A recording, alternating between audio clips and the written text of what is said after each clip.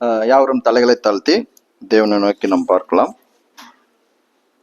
வானத்துக்கும் பூமிக்கும் ஆண்டவராக இருக்கிற எங்கள் நல்ல கர்த்தாவே, ஆண்டவரே உமது வார்த்தைகளை தொடர்ந்து எங்களுக்கு போதிப்பதனால் ஆண்டவரே உமக்கு நன்றி செலுத்துகிறோம். ஆண்டவரே உமது வார்த்தைகள் மூலமாக நாங்கள் உணர்வடைவதற்காக தேவனிடத்தில் நன்றி செலுத்துகிறோம். ஆண்டவரே உணர்வடைந்த நாங்கள் தொடர்ந்து கீழ்ப்படிந்து ஆண்டவரே உமது நாமத்துக்கு மகிமையாக ஜீவிப்பதற்கு எங்களுக்கு உதவி செய்யணுமா ஜெபிக்கிறோம்.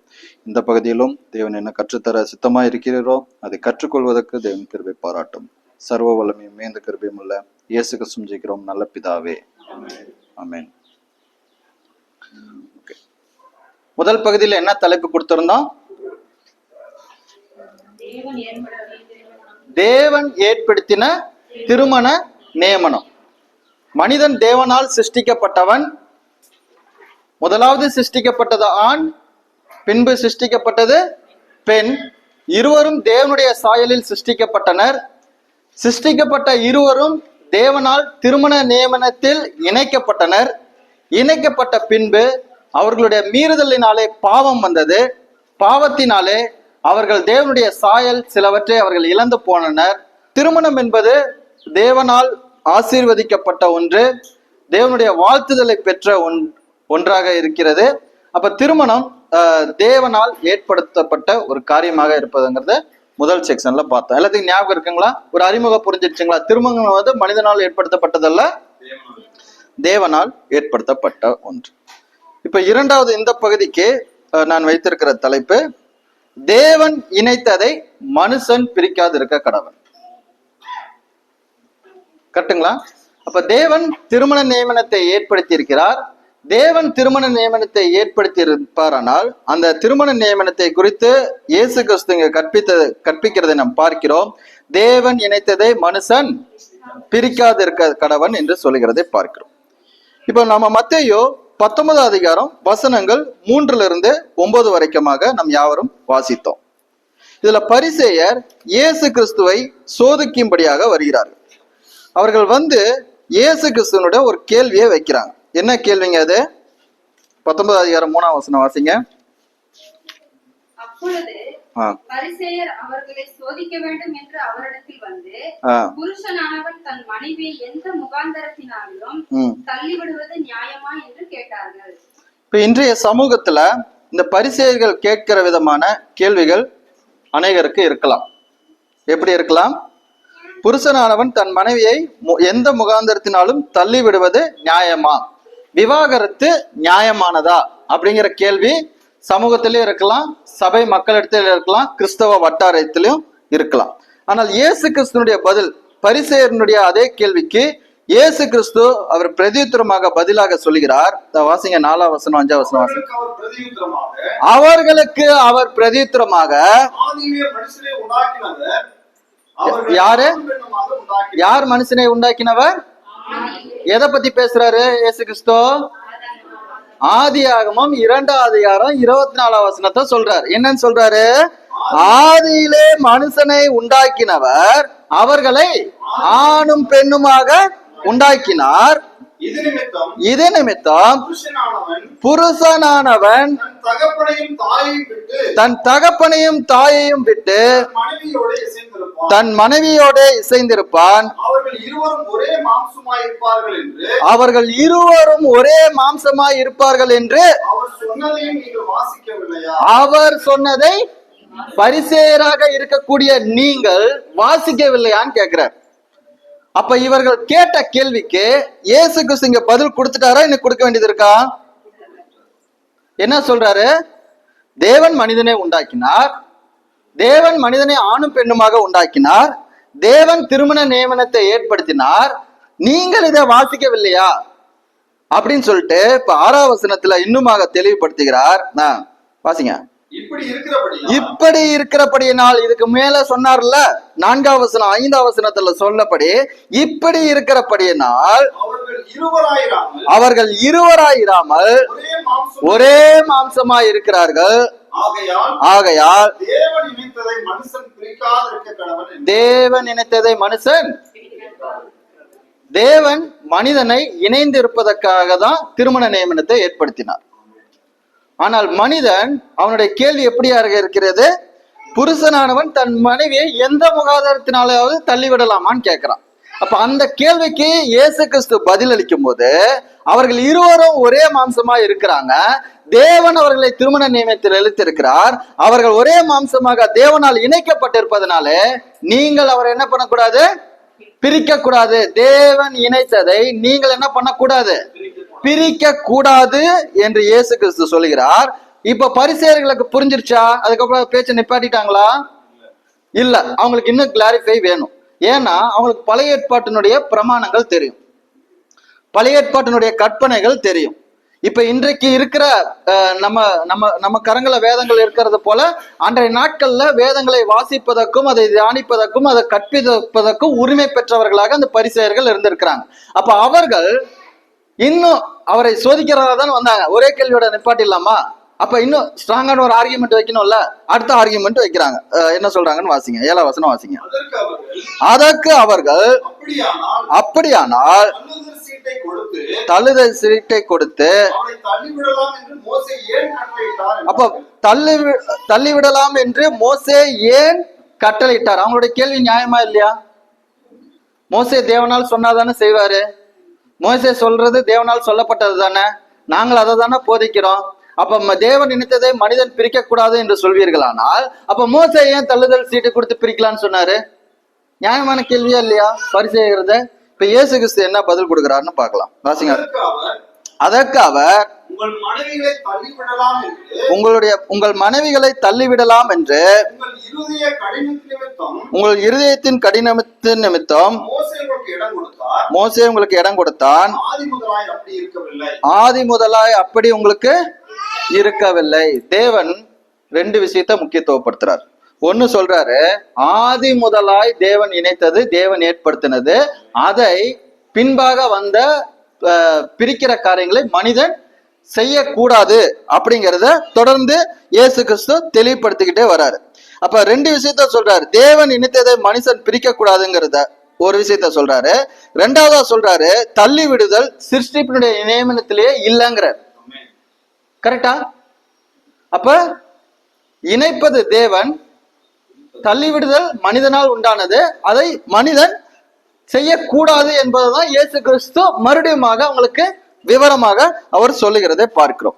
அப்ப மோசையினால் கொடுக்கப்பட்டதுக்கான அந்த விவரத்தையும் அவர் சொல்லுகிறார்.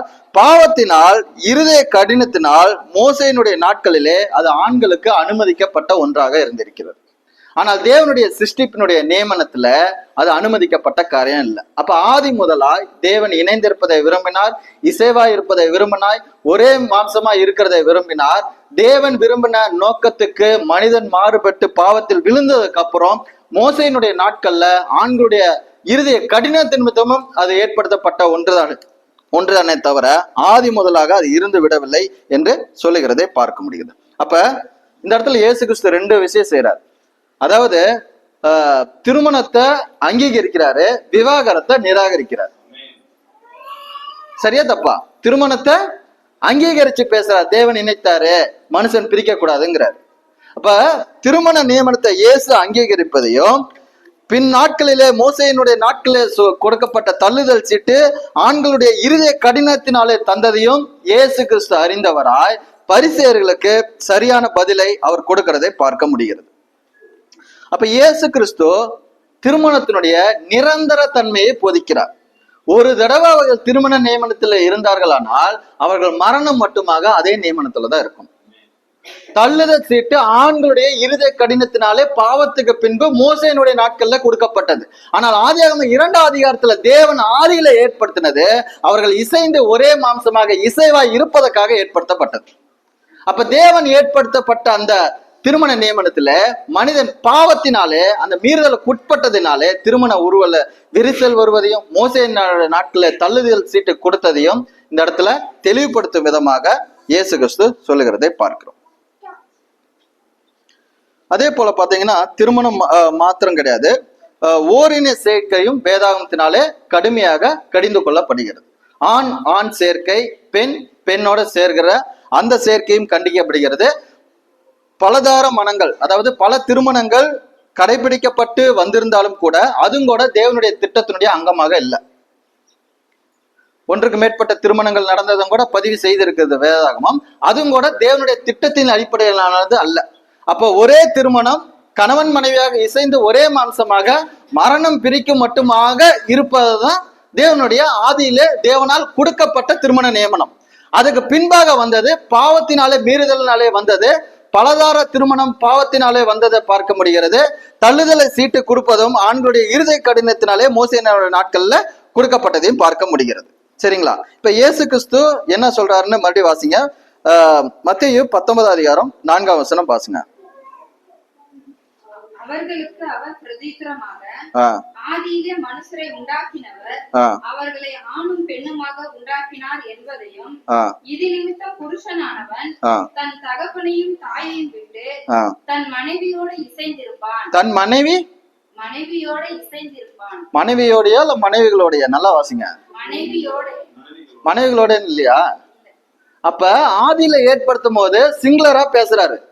பலாதார அந்த ஒன்றுக்கு மேற்பட்ட திருமணம் தேவனுடைய சிருஷ்டிப்பினுடைய திருமண நியமனத்துக்கு உட்பட்டது அல்ல. அது பின் நாட்களிலே பாவத்தின் நிமித்தம் காயினுடைய சந்ததியில வரக்கூடிய லாமேக்கு என்பவன் என்ன பண்றான்? ஒன்றுக்கு மேற்பட்ட திருமணங்களை அவன் செய்யறத ஆதியாகமம் 4ஆம் அதிகாரத்துல வாசிக்கிறோம். அப்ப பாவத்தினாலே மீறுதலினாலே ஒன்றுக்கு மேற்பட்ட திருமணங்கள் ஒருவர் செய்வது வந்திருக்கிறது. ஆண்களுடைய இருதய கடினத்தினாலே மோசேயினுடைய நாட்களிலே தள்ளுதல் சீட்டு தரப்பட்டிருக்கிறதை பார்க்கிறோம். அப்ப மனிதன் தனிமையா இருப்பது நல்லதல்ல என்று கண்ட தேவன் மனிதனுக்கு திருமண நியமனத்தை ஏற்படுத்தினார். அப்ப மனுஷனுக்கு தேவன் கொடுத்தது நல்லதா இருக்குமா கெட்டதா இருக்குமா? அப்ப தேவன் திருமண நியமனத்தை கொடுத்தது நல்லதுக்காக. அந்த தேவன் கொடுத்த அந்த நல்லதை பெற்றுக்கொண்ட நாம் மரணம் மட்டுமாக அந்த நல்லதை தற்காத்துக் கொள்கிறவர்களாக இருக்க வேண்டும். இப்ப பாத்தீங்கன்னா வேசித்தனத்தின் நிமித்தமாக ஒருவேளை விவாகரத்து அனுமதிக்கப்பட்டதாக வேதாகமம் நமக்கு தெரியப்படுத்தினாலும் கூட, வேசித்தன விபச்சாரத்தினாலே ஒருவேளை தங்களுடைய வாழ்க்கை துணையா இருக்கிற ஆண் தவறினாலோ இல்ல தங்களுடைய வாழ்க்கை துணையா இருக்கிற பெண் தவறினாலோ அந்த விபச்சாரத்தின் நிமித்தமாக அவர்கள் விவாகரத்துக்கு அவர்கள் உடன்பட்டாலும் கூட, வேதாகமம் அதை குறித்து பேசினாலும் கூட, ஒருவேளை மீறினவர்களை மற்றொரு துணை மன்னிக்கும் பட்சத்தில் அதுவும் ஏற்றுக்கொள்வதுதான் கூடியதாக தான் இருக்கிறத பார்க்க முடியாது. அப்ப தவறு ஏதும் செய்யாத ஒரு துணை தவறு செய்த மற்றொரு துணையை மன்னிக்கும் பட்சத்தில் அவர்கள் இணை பிரியாமல் வாழ முடியும். கரெக்டா? இப்ப ஏதேன் தோட்டத்துல தேவன் பண்படுத்தவும் காக்கவும் வைத்தார். யார? ஆதாமை காக்க வைத்தார். 3ஆம் அதிகாரத்துல சர்பத்தின் ஊடாக வஞ்சிக்கப்பட்டு ஏவாள் அந்த வஞ்சனைக்கு இடமளித்து ஆதாமும் இப்ப விழுந்து போயிட்டான். கரெக்டுங்களா? இப்ப ஆதாம் விழுந்து போனதுக்கு அப்புறம் ஆதாம்கிட்ட வந்து, ஆதாமே நீ எங்க இருக்கிறான்னு யார் பேசினா? முதலாவது அவன் அழிக்கப்பட வேண்டியவன், அவன் தண்டிக்கப்பட வேண்டியவன், அவன் இல்லாமல் போகணும்னு நினைச்சிருந்தா ஆண்டவர் வந்து பேசியிருப்பாரா?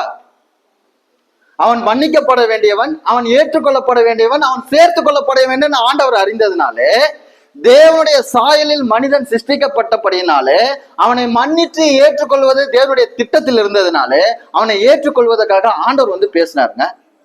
அப்ப ஆண்டவரே ஆதாமை மன்னிக்கும் போது, ஒருவேளை உங்களுடைய வாழ்க்கை துணையாக இருந்து உங்களுக்கு விரோதமாக அவர்கள் பாவம் செய்தாலும் கூட ஆண்டவரிடத்திலிருந்து உங்கள் பாவத்துக்கு மன்னிப்பை பெற்ற நீங்களும் மற்றவர்களை மன்னிக்க முடியும்.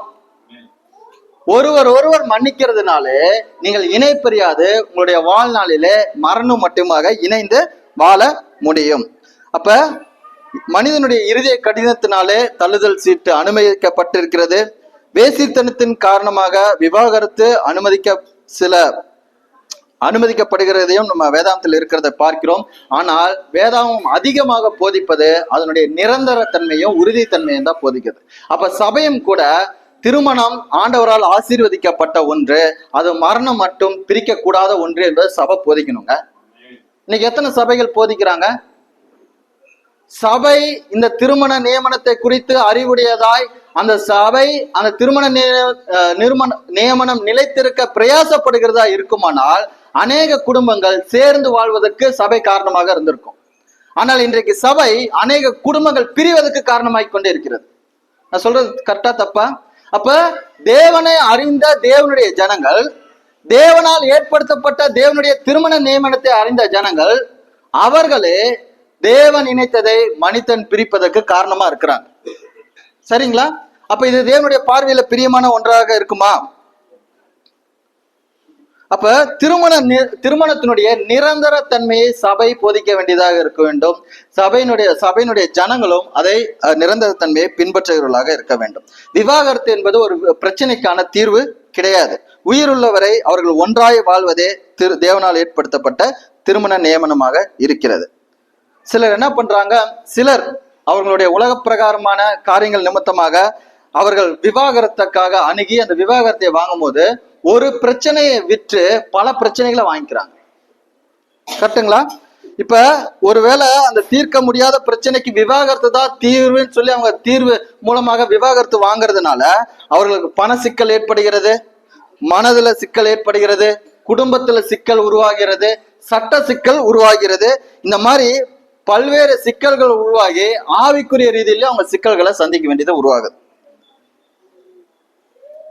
இப்ப இதனால என்ன பிரச்சனை, இவங்க ஒருவேளை விவாகரத்து வாங்க பிரியறதுனால அந்த சமூகம் பாதிக்கப்படுகிறது, அவர்களுடைய பிள்ளைகள் பாதிக்கப்படுகிறாங்க, அவங்களுடைய குடும்பம் பாதிக்கப்படுகிறது, அவங்களுடைய நண்பர் பாதிப்புக்குள்ளாகிறாங்க, அவங்க உறவினர்கள் எல்லாருக்கும் அந்த வருத்தத்தையும் வேதனையும் உண்டாக்கும் விதமாக அது மாறி விடுகிறது. அப்ப விவாகரத்து நல்லதா கெட்டதா? ஒரு பிரச்சனையை வித்து பல பிரச்சனைகளை வாங்குவதற்கு ஒரு சமமாக ஒரு காரியமாக இருக்கு. அதனாலதான் தேவன் அது நல்லதல்ல, மனிதன் தனிமையா இருப்பது நல்லதல்ல, அவனுக்கு ஏற்ற துணையை தேவன் என்ன பண்ணுவேன், ஏற்படுத்துவேன்னு சொன்னார். அப்ப ஏற்ற துணையை பெற்று கொண்டு இருக்கிற நாம் துணையோடு இசைந்து இசைவாய் ஒரே மாம்சமாய் வாழும் போது பிரச்சனைக்கான தீர்வாக நம்ம விவாகரத்தை நாம் காணாமல் தேவனுடைய ஞானத்தினாலே தேவனுடைய வார்த்தையின் அடிப்படையில அந்த பிரச்சனைக்கு தீர்வை காண முடியுங்க. எந்த ஒரு பிரச்சனைக்கும் தீர்வு கொடுக்கக்கூடியது அவருடைய வார்த்தை. எந்த ஒரு பிரச்சனைக்கும் தீர்வு இருக்கக்கூடியது தேவனிடம். அப்ப நம்ம சிருஷ்டித்த தேவனதுக்கு நம்முடைய பிரச்சனைகளுக்கான தீர்வு அவருக்கு தெரியுமா தெரியாதா? அவரை நிராகரித்து பிரச்சனைக்கான தீர்வை நீங்கள் தேடுவீர்களானால் அது இன்னும் அதிக பிரச்சனைக்குரியதாக மாற்றிவிடும். நீங்கள் உங்களுடைய பிரச்சனையை தேவனுடைய ஞானத்தினாலே அது சரி செய்ய முயற்சி செய்வீர்களானால் உங்களுக்கு போதுமான அவருடைய வார்த்தைகளால் நிறைந்த வேதாகமம் உங்களுடைய கரத்துல இருக்குதுங்க. இந்த வார்த்தைகளுக்கு நீங்கள் கீழ்ப்படிந்து உங்களுடைய திருமண நியமனத்துல நீங்கள் சந்தோஷமான முறிவு ஏற்படாத ஒரு திருமணத்தை நீங்கள் வாழ முடியும். அப்ப இந்த விவாகரத்துக்கு ஒரே ஒரு மருந்து தான் இருக்கு. என்ன மருந்து தெரியுமா?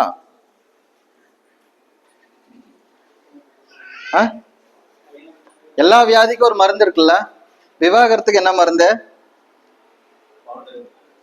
காய்ச்சல் வந்துச்சுன்னா பேராசிட்டமாலா? நர்சக்கா எங்க இருக்காங்க? ஓகே.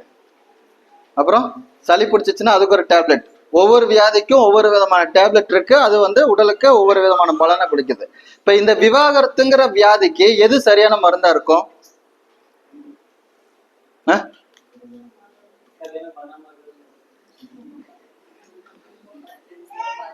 ஓகே. அப்ப திருமணம் தேவனால் ஏற்படுத்தப்பட்ட ஒன்று. அப்ப திருமணம் மனிதனுக்கு அவசியம். தனிமையா இருப்பது நல்லதல்லங்கிறது தேவன் சொல்லி திருமண நியமனத்தை தேவன் தான் ஏற்படுத்தினார்.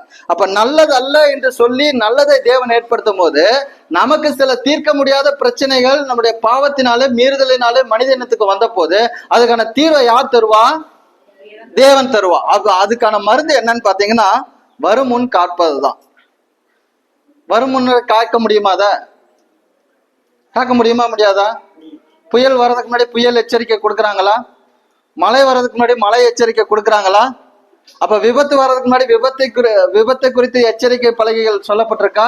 அப்ப விவாகரத்து வர்றதுக்கு முன்னாடி எச்சரிக்கை நமக்கு தெரியுமா தெரியாதா? இதை எதை நோக்கி பயணிக்கிறதுங்கிறது. அப்ப வருமுன் காப்பது சிறந்தது. அப்ப விவாகரத்தை தேவன் விரும்புகிறதும் இல்லை. கணவன் மனைவி அதை ஏற்றுக்கொண்டு வாழ்நாள் முழுவதும் நீடித்து வாழ்வது அவங்களுடைய விருப்பமாக உண்மையாக இருக்கும்போது அவர்கள் வரும் முன்னாக அதை காக்க முடியும். கரெக்டுங்களா? அவர்கள் வாழ்நாள் முழுவதும் என்னுடைய பயணம் இதுதான் அப்படிங்கிறது அவங்க தீர்மானம் எடுத்திருந்தாங்கன்னா அவங்க விவாகரத்தை குறித்து யோசிப்பதற்கு காரணமற்று போய்விடும். இப்போ உலகத்திலே மிகப்பெரிய கப்பல் ஒன்று இருந்துச்சு. 1912ஆம் ஆண்டு ஏப்ரல் 10ஆம் தன்னுடைய முதல் பயணத்தை துவங்குச்சு. அந்த கப்பல் பேர் உங்களுக்கு தெரியுமா? பரவாயில்ல, எல்லாரும் முழிச்சுதான் இருக்கிறீங்க மாதிரி இருக்கு. முதல் முறையாக அது தன்னுடைய பயணத்தை இங்கிலாந்துல இருந்து துவங்கும் போது அந்த கப்பல் மூழ்காது என்று அதனுடைய தயாரிப்பாளர்களாலும் மக்களாலும் நம்பப்பட்டது. கரெக்டுங்களா?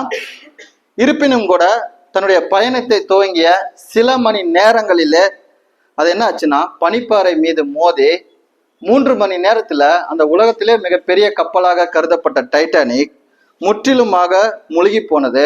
அதில் பயணித்த கிட்டத்தட்ட 1500 பேர் உயிரிழந்து போயிட்டாங்க. அப்ப முழுகாது என்று விளம்பரப்படுத்தி தன்னுடைய பயணத்தை துவங்கி சில மணி நேரங்களில் பனிப்பாறை மீது மோதி 3 மணி நேரத்துல அது முற்றிலுமா முழுகி 1500 பேருடைய உயிர் போவதற்கு அது காரணமாக அது வழிவகுத்து விட்டது. நான் என்ன சொல்ல வரேன், அந்த கப்பல் பயணத்தை ஆரம்பிக்கும் போது அது எவ்வளவு பெரிய கொண்டாட்டமா இருந்திருக்கும், எவ்வளவு பெரிய மகிழ்ச்சிகரமானதாக இருக்கும், எவ்வளவு பெரிய வாழ்த்துதலை கொண்டதாக இருந்திருக்கும். யாராச்சுக்கு தெரியுமா கப்பல் இன்னும் சில மணி நேரத்துல மூழ்க போகுதுன்னு? யாராச்சும் தெரிஞ்ச ஒருத்தர் ஏறுவானா அந்த கப்பல்ல? ஏறுவாங்களா? அப்ப அவங்களுடைய பயணம் இனிமையாக ஆரம்பித்து அது மிகவும் கசப்புக்குரியதாக முடிந்து போனது டைட்டானிக் பயணம். இந்த பேரழிவை யாருமே கப்பல்ல இருந்து யாருமே என்ன பண்ணல, எதிர்பார்க்கவே இல்லை. ஏன்? விளம்பரமே என்னதுதான், முழுகாது முழுகாதுன்னு சொன்ன கப்பல்ல ஏறிடு, ஏறி போன கொஞ்ச நேரம்ல முழுகிடு, முடிஞ்சு 1500 பேர் கதை என்னாச்சு, முடிஞ்சு. விளம்பரப்படுத்தி டிக்கெட்களை விற்பனை பண்ணி அவர்கள் பயணிகளை ஏற்றிக்கொண்டாங்க. ஆனா அந்த பயணம் தோல்வியில முடிஞ்சு போச்சு. மிகப்பெரிய பேரழிவு உண்டாகி 100 ஆண்டுகளை கடந்த பின்பும் கூட இப்பொழுதும் கூட டைட்டானிக்கை நம்மளுடைய நினைவுல வச்சிருக்கோம். ஏன்னா அவ்வளவு பெரிய விபத்து ஏற்பட்டிருக்கு. கரெக்டுங்களா? அப்ப இன்றைக்கும் அநேக தம்பதியினர் தங்களுடைய வாழ்க்கை பயணத்தை ஒன்றாக ஆரம்பிக்கும் போது அது மூழ்கடிக்கப்படாது என்ற ஒரு நம்பிக்கையில, அவங்க கான்பிடன்ஸ்ல அவங்க என்ன பண்றாங்க, பயணிக்க ஆரம்பித்த சில நாட்களிலோ மாதங்களிலோ அவங்களுடைய கடலில் இருக்கிற பனிப்பாறைகளை குறித்து அவங்களுக்கு அறிவு இல்லாதனால அதன் மீது மோதி அது பேரழிவை அந்த குடும்பத்துக்கு உண்டாக்குவதில் மாற்றி விடுகிறது. கரெக்டா இல்லையா? எவ்வளவோ குடும்பங்கள் வெற்றிகரமான பயணமாக துவங்கப்பட்ட பிரகாரமாக இருந்தாலும் கூட அந்த பயணத்துல அதுக்கு வரக்கூடிய பிரச்சனைகளை குறித்ததான அறிவு இல்லாத காரணத்தினாலே, அது எப்படி மேற்கொள்ள வேண்டும் என்ற தெளிவு இல்லாத காரணத்தினாலே அது போய் மோதி எப்படி டைட்டானிக் பனிப்பாறை மீது மோதி பேரழிவுக்கு உட்பட்டதோ அதே போல இன்றைக்கு அநேக திருமணங்களும் பேரழிவுக்கு உட்பட்டதாக இருப்பதை நாம் பார்க்க முடிகிறது. அப்ப ஒவ்வொரு தம்பதியினரும் ஆபத்துக்கான இடையூறுகளை அறிந்திருக்க வேண்டும். ஆபத்துக்கான இடையூறுகளை அறிந்திருக்க வேண்டும்னா ப்ளூ பிரிண்ட் வேணும். கரெக்டா? இந்த வீட்டுக்கு ஒரு ப்ளூ பிரிண்ட் இருக்கும். கரெக்டா?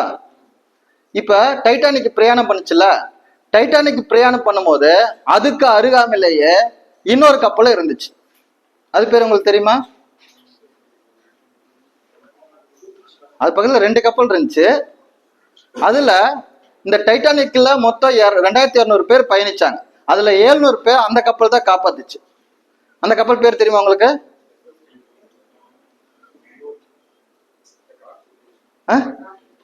கார்பத்தியா. அது பேர் கார்பத்தியா. கப்பலுக்கு ப்ளூ பிரிண்ட் தெரிஞ்சிருக்கு, பனிப்பாறைகள் இருப்பதை அறிந்திருக்கு, பனிப்பாறைகளை எப்படி கடக்கணும்னு தெரிஞ்சிருக்கு.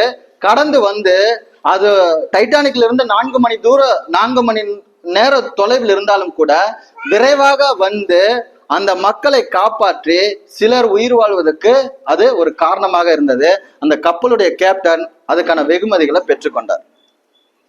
அப்ப ப்ளூ பிரிண்ட் இருந்தா கண்டுபிடிக்க முடியுமா முடியாதா? பிரச்சனைகள் இடையூறுகள் எங்க இருக்கு வருதுன்னு தெரிஞ்சுன்னா நம்மளால அதுல இருந்து நம்ம ஸ்கிப் பண்ணி போக முடியுமா முடியாதா? அப்ப அதுக்கான ப்ளூ பிரிண்ட் தான் இங்க இருக்கு. கரெக்டா? வீட்டுக்கான ப்ளூ பிரிண்ட் வீட்டை கட்டினவங்க கிட்ட இருக்கிற விதமாக திருமண நியமனத்தை ஏற்படுத்தின தேவனிடத்திலிருந்து தேவனால் உரைக்கப்பட்ட தேவனுடைய வார்த்தைகளாக இன்றைக்கு நம்முடைய கரங்களில ப்ளூ பிரிண்டா இருக்கிறது எதுன்னா இதுதான். உங்க எல்லாரும் கையில இருக்கா? இப்ப இந்த ப்ளூ பிரிண்ட் இருந்தா மட்டும் பத்தாது, இதுல இடையூறுகள் பிரச்சனைகள் எங்க வருதுன்னு உங்களை அந்த ப்ளூ பிரிண்ட்டை வாசிக்க தெரியணும். கரெக்டு தானே? இப்ப இந்த பிரிண்ட் இருக்கு, பெட்ரூம் எது, ஹால் எது, கிச்சன் எது, டாய்லெட் எதுன்னு தெரியலன்னா என்ன பண்றது? தப்பா பயன்படுத்துறதுக்கு வாய்ப்பா போயிடும், தப்பா அதை கட்டுவதற்கு வாய்ப்பா போயிடும்ல. அப்ப நம்ம கரங்கள்ல கொடுக்கப்பட்டிருக்கிறது தேவனுடைய வார்த்தையா இருக்கிறது. தேவனால் ஏற்படுத்தப்பட்ட திருமண நியமனத்துக்கான சொல்யூஷன் அங்க இருக்கிறது. அதை குறித்து இடையூறுகளை நம்ம எப்படி மேற்கொள்ள வேண்டும் என்பதை குறித்து அதிலிருந்து நம்ம ஆராய்ந்து கற்றுக்கொள்ளும் போது பிரச்சனைகளுக்கு தீர்வு அதுல கிடைக்குதுங்க. அப்ப வழிப்பயணத்திலே இடையூறுகள் இருப்பதை என்பதை காட்டும் ஒரு வரைபடமாக நம்முடைய கரங்கள் இருக்கிற வேதாகமம் இருக்கிறது. அப்ப ஒரு பெரும் சேதம் வராமல் தவிர்ப்பதற்கு தேவனுடைய வழிகாட்டுதலாக இருக்கக்கூடிய இந்த வேதாகமத்தை நீங்கள் அணுகும் போது நீங்கள் இந்த பூமியில நீங்கள் இணை பிரியாதபடி தேவன் இணைத்த ஒரே மாம்சமாக மகிழ்ச்சிகரமான வெற்றிகரமான வாழ்க்கை வாழ்வதற்கு இந்த வேதாகமம் வழிகாட்டக்கூடியதாக இருக்குதுங்க.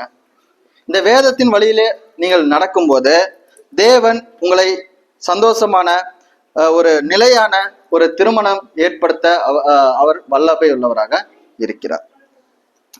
அப்ப விவாகம் நிலைத்திருக்க வேண்டுமானால் நீங்கள் வேதாந்தத்தை வாசிக்க வேண்டும், வேதாந்தத்துக்கு கீழ்ப்படிய வேண்டும். உங்களுடைய நிரந்தர தன்மையை போதித்து உங்களுக்கு சிறந்த ஒரு வழிகாட்டியாக இருப்பது இந்த வேதாகம் மாத்திரம்தான். அப்ப உங்கள் திருமணம் முறைப்படுவதற்கு வேதாகம் மாத்திரம்தான் உங்களுக்கு சிறந்த வழிகாட்டியாக இருக்கும். வேதாகமத்தை விட்டு வேறொரு வழிகாட்டிகளை பின்பற்றுவீர்களானால் உங்களுக்கு பேரழிவோ இல்ல சிறிய சேதாரமோ உண்டாவதற்கு வாய்ப்புகள் ஜாஸ்தியாக இருக்கு. சரி, ஓகே. அப்ப சிறந்த வழிகாட்டி இதுவாக இருக்கு. அப்ப எதெல்லாம் வழிகாட்டி இல்லைங்கிறதையும் நான் சொல்லிடுறேன். கரெக்டா? எப்பவுமே பாசிட்டிவ் நெகட்டிவ் ரெண்டும் காமிக்கும் போது உங்களுக்கு பேலன்ஸ் பண்ணி புரிஞ்சுக்கிறதுக்கு ஈஸியா இருக்கும். அப்ப எதை நம்ம வழிகாட்டியாக எடுத்துக்கொள்ள வேண்டும் என்று பார்த்தோம், எதை வழிகாட்டியாக எடுத்துக்கொள்ள கூடாது என்பதை நம்ம பார்க்கலாம்.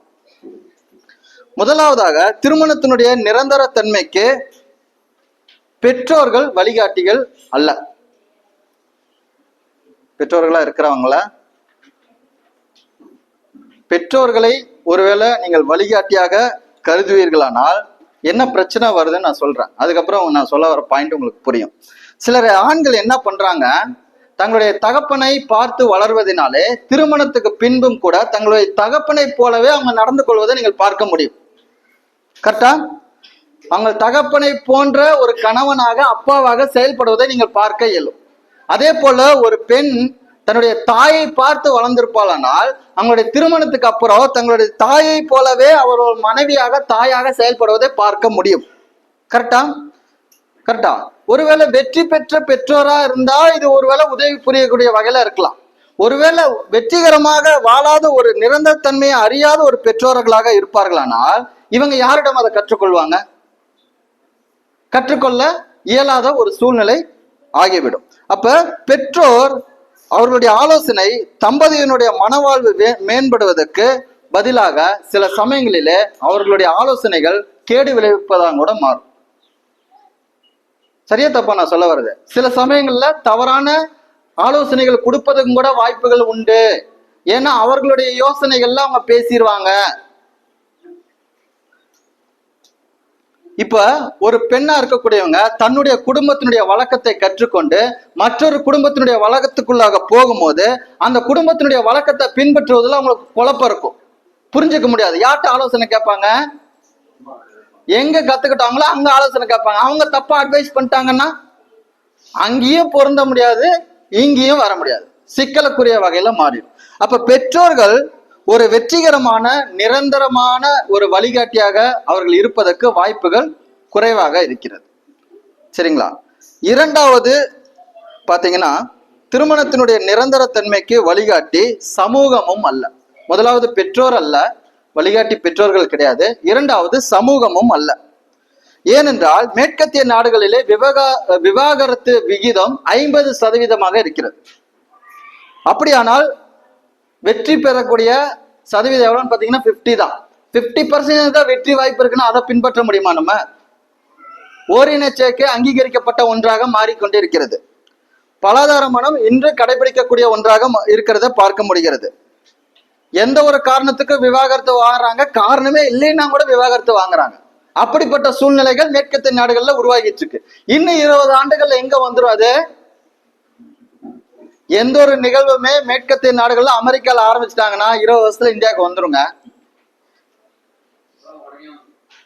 பாருங்க, இப்பெல்லாம் உடனே வந்துருங்கிறாரு. நெட்ல இன்டர்நெட்ல வேகமா வந்துருது, சீக்கிரம் மக்கள் பார்த்துறாங்க, சீக்கிரம் அந்த பாதிப்பு இந்தியாவுக்கு வந்துருதுங்கிறார். அப்ப ஒரு நிரந்தர ஒரு திருமண வாழ்க்கைக்கு ஒரு வழிகாட்டியாக பெற்றோர்கள் இருப்பதற்கு சாத்தியம் குறைவாக இருக்கிறது. சமூகம் இருப்பதற்கு 50%, ஆய்வுகள் படி பார்த்தா கூட 50% தான் வாய்ப்பு இருக்கா தவிர 50% வாய்ப்புகள் குறைவாக தான் இருக்கு. அப்ப அதையும் நம்ம எடுத்துக்கொள்ள முடியாது. மூன்றாவதாக திருமணத்தினுடைய நிரந்தர தன்மைகளுக்கு நிபுணர்களும் சிறந்த வழிகாட்டிகள் கிடையாது. அவர்கள் என்ன சொல்றாங்க, கணவனுக்கோ அல்லது மனைவிக்கோ அவர்களுடைய திருமண வாழ்க்கையில திருப்தி இல்லை அப்படின்னா நீங்கள் விவாகரத்து பருவதில் தவறில்லைன்னு சொல்றாங்க. கரெக்டுங்களா? சில ஆலோசனை நிபுணர்கள் இப்படிதான் சொல்றாங்க. என்ன சொல்றாங்க, ஒருவேளை உங்களுக்கு திருப்தி இல்லையா, நீங்க என்ன பண்ணுங்க, விவாகரத்துக்கு அணுகி வாங்குறதுனால அந்த எந்த தப்பும் கிடையாதுன்னு சொல்லிட்டு அந்த மாதிரி ஒரு ஆலோசனையை கொடுத்துட்றாங்க. இதுவும் கூட அது தவறா போவதற்கு வாய்ப்புகள் ஜாஸ்தியாக இருக்கிறது. அப்ப பெற்றோரோ சமூகமோ நிபுணர்களோ திருமணத்தினுடைய நிரந்தர தன்மைக்கு சிறந்த வழிகாட்டிகள் கிடையாது. அப்ப இப்படிப்பட்ட ஆலோசனைகள் உங்களுக்கு வருதுன்னா நீங்கள் வரும் முன் காப்பதற்கு எச்சரிக்கையா இருக்கணும். நான் சொல்றது புரியுதா? பேரழிவு வருவதற்கு முன்பாக நீங்கள் எச்சரிப்பாக விடுவதற்கு சிறந்த வழிகாட்டி வேதாகம வார்த்தைதான். ஒருவேளை உங்களுடைய வழிகாட்டியாக உங்களுடைய பெற்றோர்கள் இருப்பார்களானால், உங்களுடைய வழிகாட்டிகளாக சமூகம் இருக்குமானால், உங்களுடைய வழிகாட்டிகளாக நிபுணர்கள் இருப்பார்களானால், அந்த வழிகாட்டி உங்களுக்கு தவறான வழியை காண்பதற்கு வாய்ப்பு ஜாஸ்தியா இருக்கு. தவறா காண்பிப்பாங்கன்னு தெரிஞ்சதுக்கு அப்புறம் அவங்களுடைய வழிகளை நம்ம பின்பற்றலாமா? அப்ப திருமணம் யாரால் ஏற்படுத்தப்பட்ட ஒன்று? யாரால் ஏற்படுத்தப்பட்டதோ அவர் சிறந்த வழிகாட்டியா இருக்கும் போது உங்களுக்கு சிறந்த ஒரு திருமண வாழ்வை, நிரந்தர தன்மை உள்ள திருமண வாழ்வை அவர் போதிக்க முடியுங்க. புரியுதுங்களா? அப்ப அவருடைய வழிகளில் நாம் திருமண நியமனத்தை நாம் அறிந்து செயல்படும் போது தேவனுடைய வார்த்தையினால், பரிசுத்த ஆவியினால் ஒரு சமாதானமான, மகிழ்ச்சிகரமான, வெற்றிகரமான ஒரு திருமண வாழ்க்கையை உங்களால் வாழ முடியும். உங்களை உருவாக்கினவரை விட வேற யாரும் சிறந்த முறையில் அறிந்து கொள்ளவே முடியாதுங்க. ஒரு மனிதனை நன்கு அறிந்தவராக இருப்பாரானால் அது தேவன் மாத்திரம்தான். நிபுணர்களுக்கு ஓரளவுக்கு தெரியும், பெற்றோர்களுக்கு ஓரளவுக்கு தெரியும், சமூகத்துக்கு ஓரளவுக்கு தான் தெரியும். உங்களை முற்றிலும் அறிந்தது யாரு? தேவன் உங்களுடைய இருதயத்தை பார்க்கிறார், உங்களுடைய சிந்தனையை பார்க்கிறார். நீங்கள் பேசுவதற்கும் எண்ணுவதற்கும் முன்பாகவே அதை அறிந்தவர். அந்த தேவன் உங்களுக்கு ஒரு அறிவியலை கொடுக்கும்போது அது சரியானதா இருக்குமா? அப்ப சரியான வழிகாட்டியாக தேவனும் தேவனுடைய வார்த்தையும் இருக்கும்போது உங்களுடைய திருமணம் நிரந்தர தன்மையை குறித்து அறிந்து கொண்டு அதற்காக பிரயாசப்படுகிறதாக இருக்கும். இப்ப இந்த நிரந்தர தன்மையை அறியாத நோவாவினுடைய நாட்களில முழு உலகமும் அழிக்கப்பட்டது. நோவாவும் குடும்பத்தினர் மாத்திரம் பேழையினால பாதுகாக்கப்படுகிறாங்க. கரெக்டுங்களா? முழு மனிதனமும் அழிக்கப்படுவதற்கு காரணம் இந்த திருமண நியமனத்தை மீறினதுதான். அதே போல இஸ்ரேல் ஜனங்கள் எகிப்திலிருந்து விடுதலை பெற்று வனாந்தரத்திலே பிரயாணத்தில் இருக்கும் போது கானானிலே பிரவேசிக்கிறதுக்கு முன்பாக மற்ற ஜனங்களோட கீழ்ப்படியாமையினாலே வேசித்தனம் செய்ததுனாலே 24,000 பேர் மாண்டு போனாங்க. தாவீதினுடைய பாவம், தாவீது தன்னுடைய மனைவியை விட்டுட்டு வேறொரு ஆளுடைய அந்த மனைவியை எடுத்துக்கொள்ள அவன் செய்த அந்த பாவம் அவனுடைய குடும்பத்தையே என்ன பண்ணுச்சு, வழிவிலகம் போய் அவர்கள் அதுக்கப்புறம் அவர்களுடைய தேசம் இரண்டாக பிரிந்து அது சிறையிருப்புக்குள்ள போவதற்கு தாவீதினுடைய பாவம் ஒரு காரணமாக அமைந்ததும் கூட பார்க்க முடிகிறது. அப்ப கீழ்ப்படியாதவர்களுக்கு அதுக்கேற்ற தண்டனை வருகிறது. கீழ்ப்படியாதனாலே நோவாவுடைய நாட்களிலே அழிக்கப்படுகிறார்கள். கீழ்ப்படியாமையினாலே இஸ்ரவேல் ஜனங்கள் வனாந்தரத்துல அவர்கள் வேசித்தனம் செய்ததனால அழிக்கப்படுகிறார்கள். கீழ்ப்படியினாலே தாவீதினுடைய காரியத்தினாலே தாவீதினுடைய குடும்பம் அந்த பாதிப்புக்குள்ளாகிறதை பார்க்க முடிகிறது.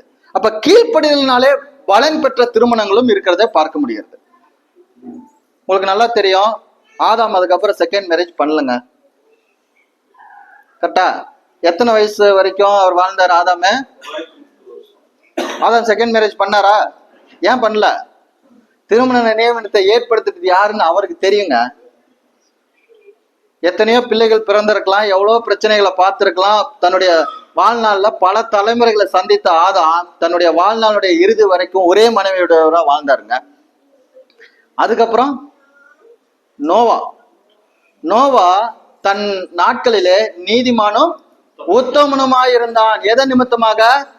பலதார திருமணங்கள் இருந்த போதும் கூட ஒரே மனைவி உடையவனாக நோவா வாழ்ந்திருக்கிறாருங்க. அதனாலே நோவாவும் அவன் குடும்பமும் பேழையில பாதுகாக்கப்பட்டு மீட்கப்பட்டதை பார்க்கிறோம். புதிய ஏற்பாட்டிலும் கூட கீழ்ப்படிதலினாலே பலனை பெற்ற சகரியா எலிசபெத்தை பார்க்கிறோம். அவர்களுக்கு தேவன் ஆசீர்வாதமாக யோவான் பிறக்கிறதை பார்க்க முடிகிறது. யோசேப்பு மரியாதை பார்க்க முடிகிறது. ஆக்கில்லா பிரிஸ்கல்லாவை குறித்து பார்க்க முடிகிறது. அப்ப இப்படிப்பட்ட ஜனங்கள் அனைவருமே பாத்தீங்கன்னா தேவனுடைய கீழ்ப்படிதலினாலே பலனை பெற்றவர்கள். தேவனுடைய வார்த்தைகளுக்கு கீழ்ப்படியாதனாலே தண்டனை பெற்றவர்களையும் வேதாகமம் தெரியப்படுத்துகிறது. தேவனுடைய வார்த்தைகளுக்கு அறிந்து கொண்டு கீழ்ப்படிதனாலே பலனை பெற்றவர்களையும் வேதாகமம் நமக்கு தெரியப்படுத்துகிறதை பார்க்க முடிகிறது. அப்படியானால் நீங்கள் உங்களுடைய வாழ்நாளை நீங்கள் வாழ்க்கை துணையோடு செலவிடுவதற்கு உங்களுடைய துணையை தேர்வு செய்வதில் மிக மிக கவனம் தேவைங்க. கரெக்டா தப்பா? அப்ப உங்களுடைய தேர்ந்தெடுக்க போடும் வாழ்க்கை துணையை மதிப்பீடு செய்வதில் நீங்க அவர்களுடைய அழகையோ உடல் கவர்ச்சியோ அவர்களுடைய சமூக அந்தஸ்தையோ பார்த்து நீங்க உங்க துணையை தேர்வு செஞ்சீங்கன்னா அது தவறாக போவதற்கு வாய்ப்புகள் அதிகமாக இருக்கிறது. அதே சமயம் அவர்களுடைய குணநல பண்புகளை, அவர்களுடைய அறிவை, பொறுப்பை, ஒழுக்கத்தை, அவர்களுடைய பரிவு போன்ற இருதயத்தில் மறைந்திருக்கிற அந்த குணநல பண்புகளுக்கு நீங்கள் முக்கியத்துவம் தந்து அதன் அடிப்படையிலே உங்களுடைய துணையை தேர்ந்தெடுப்பீர்களானால் அது காலத்தால் அழியாத மரணம் மற்றும் நிலைத்திருப்பதற்கு உதவி செய்யக்கூடியதாக இருக்கிறது. கரெக்டுங்களா? புத்தியுள்ள ஸ்திரியை கண்டுபிடிப்பவன் கண்டுபிடிக்கணுமா வேண்டாவா? அப்ப கண்டுபிடிக்கிறதுக்காக உங்களுக்கு எப்படி தேர்வு செய்யணும்னு பார்க்கணும். நீங்கள் அழகை பார்த்து, அந்தஸ்தை பார்த்து, அப்படி வெளிப்பிரகாரமான தோற்றத்தை பார்த்து நீங்கள் முடிவை செய்வீர்களானால் அது தோல்வியுறலாம். அவர்களுடைய உள்ளத்தை பார்த்து, கீழ்ப்படுதலை பார்த்து, ஆண்டவருக்கு பயப்படுகிற அந்த பயத்தை பார்த்து நீங்கள் தேர்வு செய்வீர்களானால் அது வெற்றிகரமான வாழ்க்கைக்கு உங்களுக்கு உறுதுணையாக இருப்பதற்கு வாய்ப்புகள் ஜாஸ்தியாக இருக்கிறது. அப்ப திருமணத்துல துணையை தேர்வு செய்வர்களுக்கு முன்னெச்சரிக்கையாக கவனமாக நம்ம இதை சொல்றோம். ஒருவேளை திருமணத்தில் இணைந்து நீங்கள் இருப்பீர்களானால் உங்களுடைய திருமணம் நிலைத்திருப்பதற்கு நீங்கள் உழைப்பது மிக அவசியம். இப்ப வேலைக்கு போனோம்னா வேலை செய்யறோமா? வேலை செய்யாம யாராவது சம்பளம் கொடுப்பாங்களா? சம்பளம் கிடைக்காம உங்களுடைய பொருளாதார தேவைகளை உங்களால் சந்திக்க முடியுமா? எப்படி உங்களுடைய உழைப்பு உங்களுடைய வாழ்க்கைக்கு மிக அவசியமானதாக இருக்கிறதோ உங்களுடைய திருமணம் நிலைத்திருப்பதற்கும் நீங்கள் அந்த ஒற்றுமைக்காக உழைப்பது மிக மிக அவசியம். எப்படி உழைக்கணும்னா 2 விஷயத்த ஆதியாகமும் இயேசு கிறிஸ்துவும் கற்றுக் கொடுக்குறாங்க. அதே 2 விஷயத்த நானும் உங்களுக்கு சொல்லிக் கொடுக்கணும் முயற்சி பண்றேன். சரிங்களா? முதலாவதாக ஆதியாகமம் 2ஆம் அதிகாரம் 24ஆம் வசனத்துல வாசிங்களேன். இது நிமித்தம் புருஷன் தன் தகப்பனையும் தன் தாயையும் விட்டு தன் மனைவியோட. அப்ப முதல்ல விடணும், அடுத்தது புடிச்சுக்கணும். யார விடணும்? புருஷன் யார விடணும்? தன் தகப்பனையும் தன் தாயையும் விட வேண்டும். அப்புறம் தன் மனைவியோட இசைந்திருக்க வேணும். அப்ப எதை விடணும்னு தெரியணும், எதை சேர்க்கணும்னு தெரியணும். கரெக்டுங்களா? 2 ஃபார்முலா அப்ளிகபிள் பண்ணீங்கன்னா உங்களுடைய திருமண வாழ்வு வெற்றிகரமாக வாழ்வதற்கு நீங்கள் சிறந்த உழைப்பை போட்டிருக்கீங்கன்னு அர்த்தம். சரிங்களா? இப்ப ஆண் பெண் இருவருமே தங்களுடைய பெற்றோரை விட்டு பிரிந்து இருப்பது வேதம் போதிக்கிறது. பிரிந்து இருப்பதன் உடனே தனி கொடுத்தணும்னு யோசிச்சிடக்கூடாது. நம்ம ஆளுங்களுக்கு, நம்ம கலாச்சாரத்துக்கு நமக்கு தெரிஞ்சது அதுதான். என்னது? தனியா போயிடுவோம், எதுக்கு பிரச்சனை, தனியா இருந்தோம்னா சந்தோஷமா வாழ்ந்துருவோம்னு நினைக்கிறாங்க. ஆனா இந்த இடத்துல வேதாகமத்தினுடைய மூலமாக வெளிப்படுத்துகிற தேவனும் என்ன சொல்ல விரும்புறாங்க அப்படின்னா, அவர்கள் தங்களுடைய உணர்விலே, தங்களுடைய மனநிலையிலே, தங்களுடைய அதிகாரத்திலே பெற்றோரை விட்டு விலகி இருக்க வேண்டும். ஏன்? திருமண நியமனத்தில் இணைந்ததுக்கு அப்புறம் அந்த பெண்ணுக்கு தலையாக இப்ப யார் ஏற்படுத்தப்படுகிறா? கணவன் ஏற்படுத்தப்படுகிறான். அதனால பெற்றோர்களுடைய அதிகாரத்திலிருந்து அவங்க விட்டு விலக வேண்டியது இருக்கு. உணர்வுல இப்ப அவனோட கூட இசைந்து ஒரே மாம்சமாக வாழ்வதற்கு பெற்றோர்களுடைய உணர்வுல இருந்து பிரிந்திருக்க வேண்டியதாக இருக்கு. அப்ப அவங்களுடைய மனது பெற்றோர்களுடைய அந்த சூழ்நிலையில வாழ்ந்த அந்த நிலையிலிருந்து, அந்த உணர்விலிருந்து, அந்த அதிகாரத்திலிருந்து அவர்கள் பிரிந்து வாழ்வதை இந்த வேதாகமம் தெரியப்படுத்துகிறது. தனி கொடுத்தனதை பத்தி வேதாகமம் பேசல. ஒரே இடத்துல ஒரே கூட்டு குடும்பமாக இருந்தாலும் கூட கணவனும் மனைவியாக இணைந்த பின்பு அவர்கள் சுயமாக செயல்படுவதற்கு பெற்றோர்கள் அனுமதிக்கணும். அவர்கள் தன்னிச்சையாக தேவனை சார்ந்து வாழ்வதற்கு கணவன் அறிந்திருக்கணும். அப்படி கணவனை சார்ந்து கீழ்ப்படிந்து வாழ்வதற்கு மனைவி அறிந்திருக்கணும். இப்படி அறிந்து செயல்படும் போது அது வெற்றிகரமான வாழ்க்கைக்கு மிகவும் உதவிகரமானதாக இருக்கும். பெற்றோர்கள் என்பது நம்முடைய வாழ்நாள் முழுவதுமே அவர்கள் மிக மிக முக்கியமானவர்கள், கனத்துக்குரியவர்கள். கரெக்டுங்களா? பெற்றோர்களுக்கு நம்ம கீழ்ப்படிந்திருக்க வேண்டும் என்று வேதாகமம் போதிக்கிறது. உங்களுடைய பெற்றோர்களை கனப்படுத்த வேண்டும் என்பதையும் வேதாகமம் என்ன பண்ணுது? போதிக்குது. அப்ப பெற்றோர்கள் முக்கியமானவர்கள். நம்முடைய உறவுல முக்கியமான உறவு யாருன்னா பெற்றோர்கள் தான். ஆனால் திருமண பந்தத்துக்கு அப்புறம் அவர்களை காட்டிலும் தேவன் இணைத்த தன்னுடைய துணையோட கூட இசைந்து வாழ்வதுதான் அவங்களுக்கு முதன்மையா இருக்கணும்னு சொல்ல வர. பெற்றோர்களுக்கு கொடுக்க வேண்டிய கனத்தை கொடுக்கணும், அவங்களுக்கு கொடுக்க வேண்டிய முக்கியத்துவத்தை கொடுக்கணும், அவங்களுக்கு கீழ்ப்படியணும். அதே சமயம் திருமண பந்தத்தில் இணைந்ததுக்கு அப்புறம் தன்னுடைய துணையை அவர்கள் தேவனிடத்தில் அவர்கள் இசைவாய் ஒரே மாம்சமாய் இருப்பதற்கு அதுக்கான முக்கியத்துவம் அதிகமாக இருக்க வேண்டும் என்று வேதாகமம் சொல்லுகிறது. அப்ப திருமணத்துக்கு பின்பு உங்களுடைய முக்கிய பற்று அல்லது அக்கறை உங்களுடைய பெற்றோர்களை காட்டிலும் உங்களுடைய வாழ்க்கை துணை இடம் இருக்க வேண்டும் என்பதை வேதாகமம் போதிக்கிறது. கரெக்டுங்களா?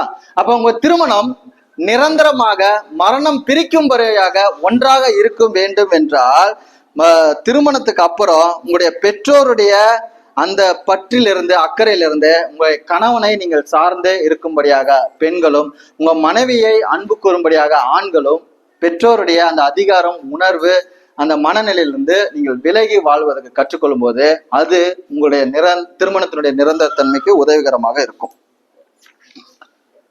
அப்ப இதுல இருந்து நமக்கு என்ன புரியுதுன்னா, சின்ன வயசுலயே கல்யாணம் பண்ணக்கூடாதுன்னு புரியுது. கரெக்டா? சின்ன வயசுல போனோம்னா ஒரு திருமண பந்தத்துல இணைந்ததுக்கு அப்புறம் அது அவங்களுக்கு வழி நடத்த முடியுமா? அப்ப திருமணம் என்பது வேறொரு உண்மையும் நமக்கு தெரிய தருகிறது. என்னவென்றால், வயது அந்த திருமண வயது வந்தவர்களுக்கு தான் திருமணம். கரெக்டுங்களா? அதை உணர்ந்து கொள்ள முடிகிறது. அவர்கள் தங்கள் பிழைப்புக்காக என்ன பண்ண முடியும்? வழி செய்து கொள்ளக்கூடியவர்களாக, விவேகமான முடிவுகளை எடுக்கக்கூடியவர்களாக, முதிர்ச்சி பெற்றவர்களாக இருக்கக்கூடியவர்கள் தான் திருமணம் செய்யணும். இன்னைக்கு அநேகர் என்ன பண்றாங்க? திருமண வயதை எட்டுவதற்கு முன்பாக திருமணத்துக்கு முந்திக் கொள்றாங்க. அவர்களுக்கு என்ன பண்ண முடியல? தங்களுக்கான பிழைப்புக்கான வழியை செய்ய முடியல. அப்ப யாரை சார்ந்து வராங்க? பெற்றோரை சார்ந்து வராங்க.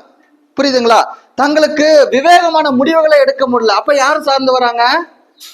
அப்ப பெற்றோருடைய அதிகாரத்தை விடாம பெற்றோர்களுடைய சார்ந்து வாழ்வது யாருன்னா அந்த முதிர்ச்சி குறைவா இருக்கிற திருமண வயதை எட்டாதவங்களுக்கு தான். அப்ப அப்படிப்பட்ட திருமணங்களை வேதாகமம் அனுமதிக்க அல்ல. அப்ப திருமணத்தை குறித்து வேதாகமம் தெளிவுபடுத்தும் போது அவர்கள் உணர்ந்து கொள்ளும் போது சரியான அந்த முதிர்ச்சி பெற்ற பக்குவமுடைய வயதை எட்டினதுக்கு அப்புறம் தான் திருமணம் செய்யணும். அப்பந்தான் நீங்க பெற்றோருடைய அதிகாரத்தை விற்று, மனநிலையை விற்று, உணர்வை விற்று தனியாக உங்க மனைவியோட இசைந்து வாழ முடியும். கரெக்டுங்களா? குழந்தை பருவமாக டீனேஜா இருக்கும்போது மேரேஜ் பண்ண இப்படி வாழ முடியுமா? இந்த முடிவு எடுக்க முடியுமா? இந்த வார்த்தைக்கு கீழ்ப்படிய முடியுமா? அதனால அநேக திருமணங்கள் மகிழ்ச்சிகரமாக வாழ்வதற்கு முன்பாகவே தோத்து போகுது. பார்த்திருக்கீங்களா?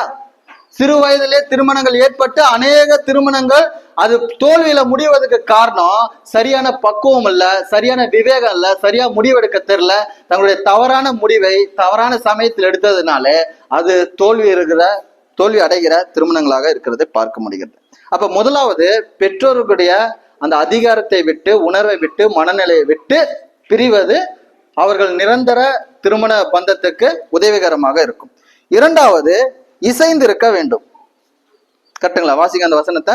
ஆதியாகமம் 2:24.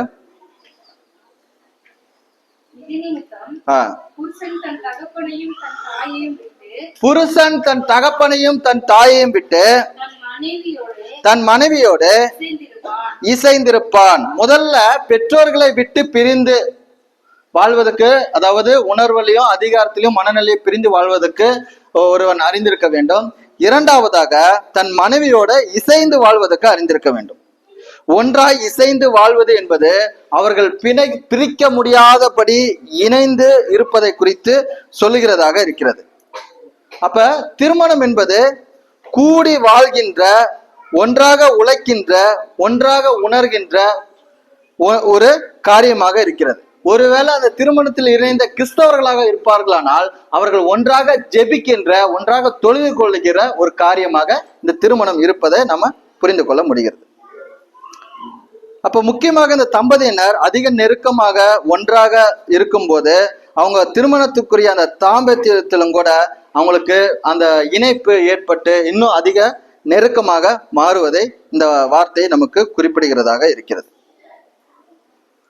அப்ப திருமண பந்தத்தில் பெற்றோரை விட்டு அதிகாரத்திலையும் உணர்வுலையும் மனநிலையும் பிரிந்து மனைவியோட இசைந்து ஒரே மாம்சமாக இருக்கும்போது அவர்கள் மன ரீதியாகவும் ஒன்றா மாறிடுவாங்க, உடல் ரீதியாகவும் ஒன்றா மாறிடுவாங்க. ஒரே மாம்சமாக அவர்கள் செயல்பட ஆரம்பித்து விடுவார்கள். இப்ப ஒரே மாம்சமாக செயல்பட ஆரம்பிச்சதுக்கு அப்புறம் அவங்களுடைய பேச்சு எப்படி இருக்கும்?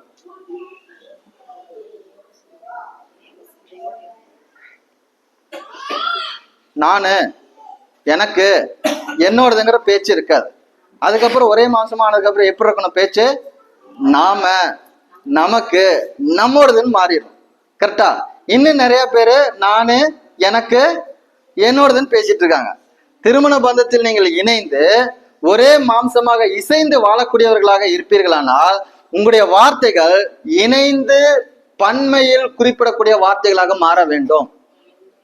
கரெக்டுங்களா? மனது ஒன்றிருச்சு, உடல் அளவுலயும் நீங்க ஒன்றா இருக்கிறீங்க, ஒரே சரீரமாக இருக்கிறீர்கள் என்று வேதாகமம் அறிவுறுத்துகிறது.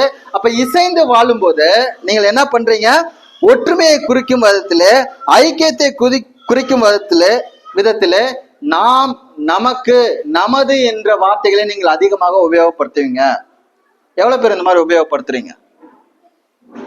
இனிமேல என்ன பண்றோம்னா எல்லாரும் வீட்லயும் கேமரா வைக்கிறோம், எல்லாருக்கும் வாய்ஸ் ரெக்கார்டரும் வச்சிடலாம்னு நினைக்கிறேன். ஏன்னா தூரத்துல இருந்து பேசினா நமக்கு கேட்காம போயிடுச்சுன்னா என்ன பண்றது? நான், எனக்கு, எனது வார்த்தையை அதிகமாக ஒலிக்கிறதா, இல்ல நாம், நமக்கு, நமது என்ற வார்த்தையை அதிகமாக ஒலிக்கிறதா ஒரு சர்வே எடுக்கலான்னு இருக்கோம். எல்லாம் போன் நம்பர்லாம் நோட் பண்ணிட்டீங்களடா? ரெஜிஸ்ட்ரேஷனுக்கு செலவானாலும் பரவாயில்ல, ஒரு முயற்சி பண்ணி ஒரு சர்வே பண்ணிடலாமா? ஆண்டவர் உங்க உள்ளத்தை பாக்குறாருங்க, உங்களுடைய வார்த்தைகளை கவனிக்கிறார். சரிங்களா?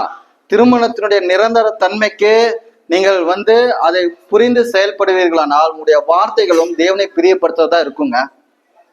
நீங்கள் ஒருவேளை தனிப்பட்ட சுயநல வார்த்தைகளாக நீங்கள் பேசுவீர்களானால் நீங்க இன்னும் பெருமையில் இருக்கீங்கன்னு அர்த்தம். பெருமை உடைந்து தாழ்மையில் இருப்பீர்களானால் ஒற்றுமையை பேசக்கூடியவங்களாக இருப்பீங்க. நீங்க எத்தனை பேர் ஒற்றுமையை பேசக்கூடியவங்களா இருக்கிறீங்க? அந்த ஒற்றுமைங்கிற அந்த உழைப்பு தாங்க உங்களுடைய திருமண நிரந்தர தன்மைக்கு பேர் உதவியா இருக்கும். ஒற்றுமை இல்லாதது உங்களுடைய திருமணத்தினுடைய பிரிவுக்கு, பேர் அழிவுக்கு காரணமா போயிடும். அப்ப ஒற்றுமைக்கு உழைக்கணுமா வேண்டாவா? எதுக்கோ உழைக்கிறோம். சுதந்திர தினம் நேத்து சுதந்திரம் வாங்கிட்டோம், அது தனியா கிடைச்சிருச்சா? தனியா போராடி பெற்றுக்கிட்டாங்களா? ஒரு தேசத்துக்கே சுதந்திரம். இவ்வளவு சுதந்திரமா ஆண்டவருடைய வார்த்தைய ஒரு தனிப்பட்ட ஒரு நபருடைய வீட்டுல நம்ம சுதந்திரமா பேசுறதுக்கு இந்த சுதந்திர காற்றை சுவாசிக்கிறதுனாலதான் பேச முடியுது. இது எதனால கிடைத்தது? ஒற்றுமையினால கிடைத்தது. கரெக்டா? இப்ப கணவன் மனைவியா இருக்கக்கூடிய நோவா அவர்கள் தேவனுடைய வார்த்தைக்கு கீழ்ப்படியாம தனித்து செயல்பட்டு இருந்தாங்கன்னா அவங்க பேழையில மீட்கப்பட்டிருப்பாங்களா? தன்னுடைய தேவன் ஏற்படுத்தின அந்த திருமண நியமனத்துக்கு உடன்படாம இருந்திருந்தாங்கன்னா அந்த குடும்பத்தை அவங்க நடத்தியிருப்பாங்களா? அப்ப பல்வேறு கேள்விகளுக்கு நம்ம பதில் அளிப்பதற்கு நமக்கு ஒற்றுமை இருக்குமானால், அந்த ஒற்றுமைக்காக நம்ம உழைப்பு இருக்குமானால் நம்மளுடைய பிரயாசத்தை தேவன் அறிந்து அதை வாய்க்க பண்ணுகிறவரா இருக்கிறாருங்க. அப்ப அந்த ஒற்றுமைக்காக ஒரு நாள் போராடக்கூடாது. எத்தனை நாள் போடணும்? மரணம் நம்மை சொன்னோடனே எல்லாரும் மறந்துடுறோம். அதுக்கப்புறம் வீடியோ பார்த்தாதான் ஞாபகம் வருது, நம்மளும் இப்படி சொல்லி இருக்கிறோமா? பாஸ்டர் கேட்பார்ல, வாழ்விலும் தாழ்விலும் இன்பத்திலும் துன்பத்திலும் மரணம். அந்த வார்த்தையை மட்டும் மறந்துடுறாங்க, அப்பப்ப மறந்து போயிடுறாங்க. வீடியோ பார்த்தாதான் என்ன பண்ணுது, ஓ நானா இப்படி சொன்னேன், என்னோட வாய்ஸ் பார் இல்லையே. புரியுதுங்களா? அப்ப மரணம் பிரிக்கும் மட்டுமாக நாம் ஒன்றா இருக்கிறோம் என்று சொல்வத சில சமயங்கள்ல நம்ம என்ன பண்றோம், மறந்து போயிடுறோம்.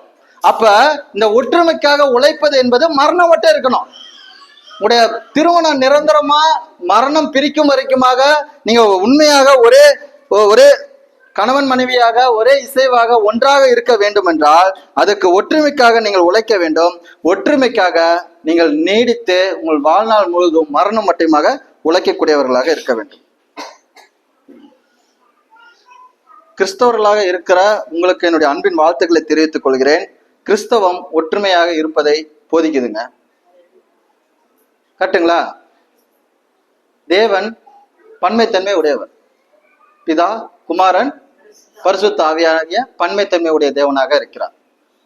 தேவன் அப்போஸ்தலர்கள் 12 பேரா வச்சார், 2 பேரா போக சொல்றாரு. எப்பவுமே மோசே கூட தேவன் யார கூட வச்சாரு? பேலையில நோவா மட்டும் இருந்திருந்தா மேனேஜ் பண்ணிருப்பாருங்க. யோசிச்சு பாருங்க நிலைமைய. எல்லாமே உள்ள இருக்குது, உலகத்துல இருக்கிற எல்லாமே எங்க இருக்குது? பேலைக்குள்ள இருக்குது. ஆண்கள் மட்டும் மேனேஜ் பண்ண முடியுமா? ஆண்களுக்கும் துணை தேவை என்பதை ஆண்டவர் அறிந்து சேர்த்து வச்சாருங்க. பெண்ணுக்கும் அவளை வழிநடத்தும் தலைவர் தேவைங்கிறது ஆண்டவர் சேர்த்து வச்சு, ஆண்டவர் அறிந்து அதை சேர்த்து வச்சாருங்க. தேவன் அதை நல்லது என்று கண்டார். மனுஷரும் அதை நல்லது என்று காண்கிறது இல்லை. சில சமயங்கள்ல அது தவறானதாக அவன் எண்ணி விடுகிறான். ஆனால் தேவனுடைய வார்த்தை திருமணத்தை ஆதரிக்கிறது, திருமணத்தினுடைய நிரந்தர தன்மையை ஆதரிக்கிறது. அதனாலதான் இயேசு கிறிஸ்து சொல்கிறார், தேவன் இணைத்ததை மனிதன் பிரிக்காது இருக்க கடவன் என்று சொல்லுகிறதை பார்க்கும். அப்ப திருமண பந்தத்தில் இணைந்து ஒற்றுமைக்காக உழைக்கக்கூடியவர்களாக இருப்பீர்களானால் உங்களை பார்த்து நான் சொல்லுகிறேன், விவாகரத்தை எவ்விதம் தவிர்க்கலாம் என்று யோசியுங்கள். தேவனுடைய திட்டத்தை நீங்கள் பின்பற்றி தேவனுடைய நிரந்தர தன்மைக்கு தொடர்ந்து பிரயாசப்படுங்கள். உங்களுடைய வாழ்க்கை துணையோட கூட ஒருவருக்கொருவர் மேன்மையாக எண்ணி ஒற்றுமையாக இருப்பதற்கு அனுதினமும் உழைத்திடுங்கள். தேவன் உங்களை இணைத்திருப்பாரானால் மனுஷன் பிரிப்பதற்கு நீங்கள் எந்த விதத்திலும் காரணமாக இருந்து விடாதீர்கள். அப்ப விவாகரத்துக்கு என்ன மருந்து சொன்ன? விவாகரத்து வரமாதிரி இருந்துச்சுன்னா உங்களுக்கு ஏற்கனவே சிக்னல் வந்திருக்கும். தயவு செஞ்சு சிக்னல் பார்த்து ஜாக்கிரதையா நடந்துங்க. ரெட் லைட் போகும்போது கிராஸ் பண்ணலாமா ரோட்டை? கிரீன் சிக்னல் வர வரைக்கும் வெயிட் பண்ணுங்க. அதை சரி செய்வதற்கு ஆண்டவருடைய வார்த்தை இருக்கு. தேவனுடைய ஞானத்தினால அதை சரி செய்ய முயற்சி பண்ணுங்க. தேவனை சார்ந்து கொள்ளுங்க, தேவனுடைய பற்றி கொள்ளுங்க. சூழ்நிலைகள் எப்பொழுதும் ஒரே விதமாக இருக்காது, சூழ்நிலைகள் மாறுங்க. போன மாசம் வெயில் அடிச்சு இந்த மாசம் என்ன பண்ணுது? சீதோசன நிலையே ஆண்டவர் கண்ட்ரோல வச்சிருக்கிறாரு. உங்களுடைய சூழ்நிலை ஆண்டவர் மாற்ற மாட்டாரா? சிலர் ஆண்டவரை பற்றி கொள்வதற்கு பதிலாக தங்களுடைய பெற்றோர்களையும் சமூகத்தையும் நிபுணர்களையும் பற்றி கொள்வதனால அநேக விஷயங்கள்ல தவறி போயிடுறாங்க. அப்ப தவறாத மாறாத தேவனும் தேவனுடைய வார்த்தை இருக்கும்போது அதை பற்றி கொள்ளுங்கன்னு சொல்றேன். அது உங்களுடைய திருமணம் நிலைத்திருப்பதற்கு பேர் உதவியா இருக்கும், அது உங்களுக்கு வழிகாட்டியா இருக்கும். அப்ப தேவன் இணைத்ததை மனுஷன் என்ன பண்ணக்கூடாது? பிரிக்க கூடாது. மரணம் மட்டுமாக அந்த திருமண நியமனம் இருக்க வேண்டும். விவாகரத்து என்பது மீறுதலினாலே ஆண்களுடைய இருதய கடினத்தினாலே மோசையினுடைய நாட்களிலே கொடுக்கப்பட்டது. ஆனால் தேவன் விரும்புவது தேவன் இணைத்ததை மனுஷன் பிரிக்காத இருக்க கடவன். இது ஆதியாகமத்துல சொல்லியிருக்கா? ஆதியாகமத்துல சொல்லியிருக்கா? எங்க சொல்லியிருக்க? ஆதியாகமம் 2:24 சொல்லியிருக்கா? அதை சொன்ன அதே ஆண்டவர் மனிதனா பூமியில வந்து பரிசேயர்கள் கேட்கும் போது அதை இன்னும் தெளிவுபடுத்துறாரு. அதுக்குதான் நான் கொடுத்தேங்கிறாரு. அதுக்குதான் தேவன் உங்களுக்கு கொடுக்க சொன்னாருன்னு சொல்றாரு. புரியுதுங்களா? அப்ப தேவன் இணைத்ததை மனுஷன் என்ன பண்ணக்கூடாது? பிரிக்க கூடாது. அப்ப திருமண நியமனம் தேவனால் ஏற்படுத்தப்பட்டது. தேவனால் ஏற்படுத்தப்பட்ட திருமண நியமத்தை மனிதன் பிரிக்க கூடாது. நான் பிரிப்பதற்கு நான் தேவனுக்கு மேலானவன் கிடையாது. அதை ஒன்றிணைந்து வாழ்வதற்கு நான் சிறந்த வழிகாட்டியும் கிடையாது. நான் தேவனை பற்றி கொள்ளும் போது நான் ஒரு நல்ல ஒரு ஆரோக்கியமான வெற்றிகரமான மகிழ்ச்சிகரமான ஒரு குடும்பமாக இருப்பதற்கு எனக்கு தேவன் தான் உதவி செய்யறாரே தவிர அந்த மகிழ்ச்சியும் வெற்றியையும் நானா கொண்டு வர முடியாது. அப்ப நான் ஒற்றுமைக்காக உழைக்கும் போது தேவனை பற்றி கொண்டு உழைக்கும் போது அது வெற்றிகரமான ஒரு உழைப்பாக இருந்து அதுக்கு ஊதியமாக உங்களுடைய திருமணம் நிலைத்திருப்பதாக மாறிவிடுங்க. இன்னில இருந்து யாரு உழைக்கிறதுக்கு ஆயத்தமா இருக்கிறீங்க?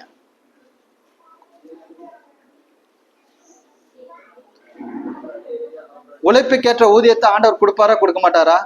அப்ப ஒற்றுமைக்காக உழைக்கும் போது அதுக்கேற்ற பலனை ஆண்டவர் தருவாருங்க. நீங்கள் கீழ்ப்படிந்து அதுக்கு செய்யும் போது எப்படி பழைய ஏற்பாட்டினுடைய பரிசுத்தவான்கள் இருந்தார்களோ அதே விதமாக நீங்களும் ஒரு ஆசீர்வதிக்கப்பட்ட குடும்பமாக மாறுவீங்க.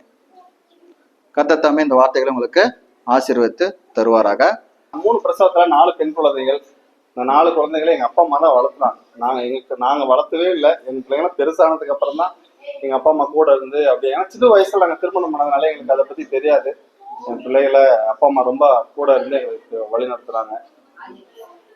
அப்படி வளர்ந்து வந்ததுக்கு அப்புறம் எங்க குடும்பத்திற்குள்ள நிறைய அண்டர்ஸ்டாண்டிங்னா என் மனைவியை நான் நிறைய உபதேசத்தை கற்றுக்கொண்டவன். என் மனைவி எல்லாத்துலயும் கீழ்ப்படியணும்னு பார்ப்பேன். நான் சொல்றதுக்கும் ஆமா மட்டும் தான் சொல்லணும். அதுக்கு மேல சொல்லணும்னா நான் வந்து ஒரு ஃபைட்டர் மேன் மாதிரி அடிச்சிருவேன். என் மனைவி கவர்மெண்ட் டீச்சர், வேற டீச்சரவே அடிச்சுன்னா பாத்துக்கங்களேன். உடனே என் மனைவிக்கும் அப்பப்போ கொஞ்சம் பிரச்சனை வரும். அப்புறம் வார்த்தை அப்படியே வந்துட்டே இருக்கும். கொஞ்சம் கொஞ்சம் பிரச்சனைக்குள்ள நாங்க போனோம். இடையில டைட்டானிக் கப்பல் போய் எப்படி இதுல அடிச்சு பாறையில விழுந்து ஒரு 2500 பேர் போனவங்கல்ல, 1500 பேர் செத்துட்டாங்கல்ல, இந்த 1000 பேரை காப்பாத்துனாங்கல்ல, அந்த 1000 காப்பாத்துனவங்கள நாங்க ஒரு ஃபேமிலி மாதிரி நாங்க இன்னைக்கு யோசிக்கிறோம்.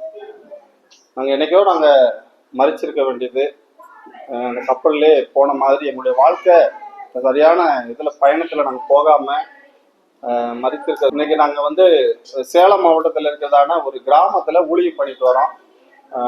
ஒரு சபை ஊழியத்தை வைத்துக்கொண்டு ஒரு 15 to 20 பேர் வராங்க. அந்த ஊழியத்தை நாங்கள் செய்து கொண்டு வருகிறோம். நான் உண்மையாலுமே என் மனைவியை ரொம்ப நேசிக்கிறேன். கைத்தட்டுங்களே, கைத்தட்டி தான் வாங்கணும் போல. என் மனைவியை ஒரே மனைவியாக வச்சிருக்கிறேன். என் மனைவியை ரொம்ப நேசிக்கிறேன். எத்தனை வருஷம் நேசிக்கிறேன்னா 5 வருஷமா தான் நேசிக்கிறேன்.